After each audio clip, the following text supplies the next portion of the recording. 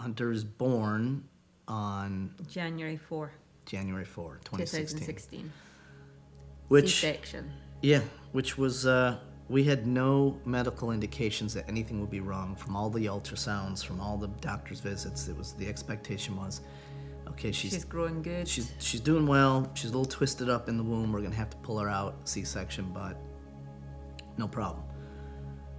So she goes in, does the C-section. We're there. Doctor pulls her out. I cut the cord, and he looks at me and he goes, "There's a soft palate midline communication, which is basically a cleft. It's nothing you could see, but it's going to prevent her from being able to possibly swallow very easily." So we're in new parents, and baby is with us the first night. The second night they take her because her oxygen saturations, she turned blue. So they couldn't understand why her oxygen wasn't staying up in the 90s, 100s where it's supposed to be. Her heart's racing, she's uncomfortable.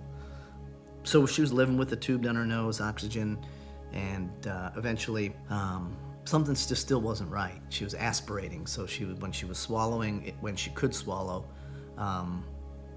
it would go into her lungs. We couldn't find out. So we're doing from one hospital to another, and finally we get to a big university hospital in Chicago, and they do some of the imaging testing, and they come out and they say, oh, we got a problem. She has something called a tracheoesophageal fistula, H-type. So at 3 months, we now know that Hunter has severe acid reflux. She has a solitary kidney. She has a hemivertebrae. She has a right upper rib deformity. She has this tracheoesophageal fistula, and she has this cleft in her palate. List was getting bigger and bigger. Just to put it simple, the fistula is a communication from your esophagus to your trachea that's not supposed to be there. So when you swallow, the contents you're swallowing goes right into your lungs. Like if she was feeding, and this is before the fistula, we even got the fistula fixed at 5 months. There was times where she'd be in the bassinet next to us and she'd be turning blue. So, I mean, there was scary moments where you're having to pick your child up and stop her from choking because she's choking on all the aspiration and stuff that she's got going on. And that happened a few times before they put the Nissen in at 3 months. And just wishing I could take the place of my child and if I could get all this done to me rather than her.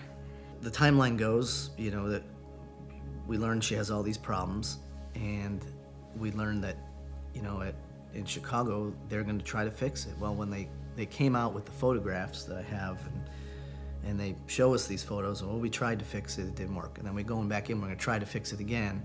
And hey, look at these photos. This hole that she has is so large, our equipment, our brushes, the diameters aren't big enough to even scrape up the hole. The hole's too big. So we don't have the right equipment. They don't make the right equipment to fix your daughter. We saw probably 15 to 20 doctors. And then we went, our journey led us to Denver, because there were 2 people in the world that could possibly fix Hunter. One in Tokyo, one in Denver. So, long story short, is we were in Denver for about 6 weeks. He went in a second time. His ego told him that she's not going to best me 2 times in a row. So he went in and did a little bit longer procedure, and he was a little more conservative in a lot of the stuff he did, and he was really aggressive on separating this thing from, severing that fistula and layering, rather than fat tissue in between it, muscle tissue that's live muscle tissue, and then stapling and sewing and layering, and then he says, it's fixed. It's 2019. It took us from 2013 to 2019, all these roadblocks in the middle, but we've made it, we're here.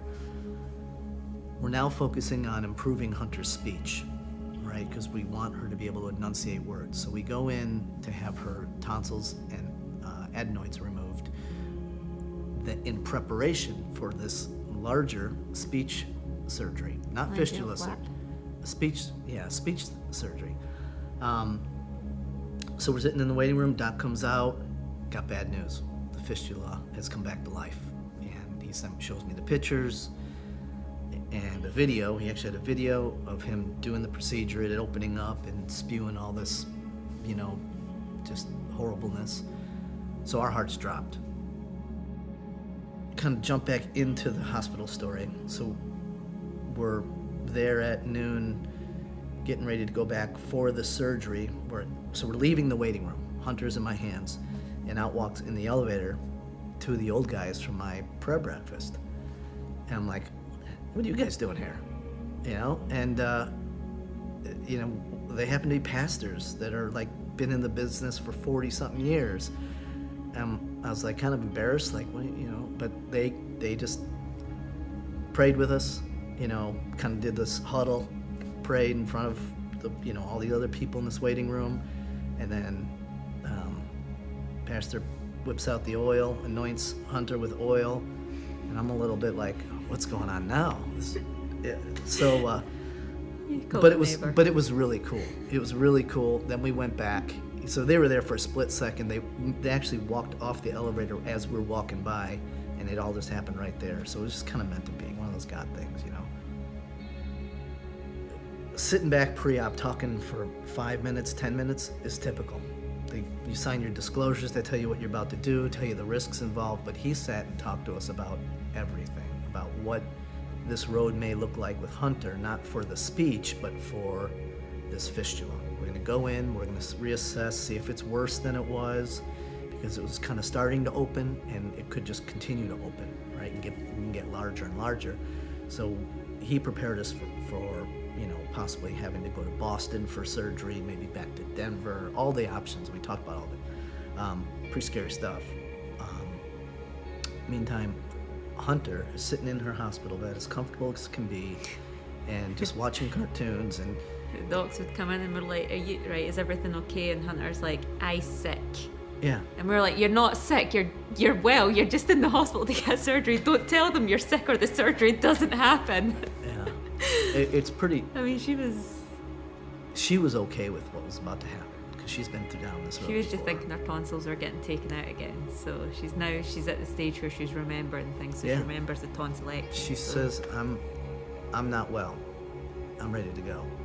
And she knew she was going back for her surgery. So she just went with the nurses, and that's probably, as being a parent, the most difficult thing you could probably go through is when you're letting your kid go back into the operating room and you don't know if you're going to see him again. That moment, that sucks. That is the definition of sucks. And this is surgery number 10. So eventually they left.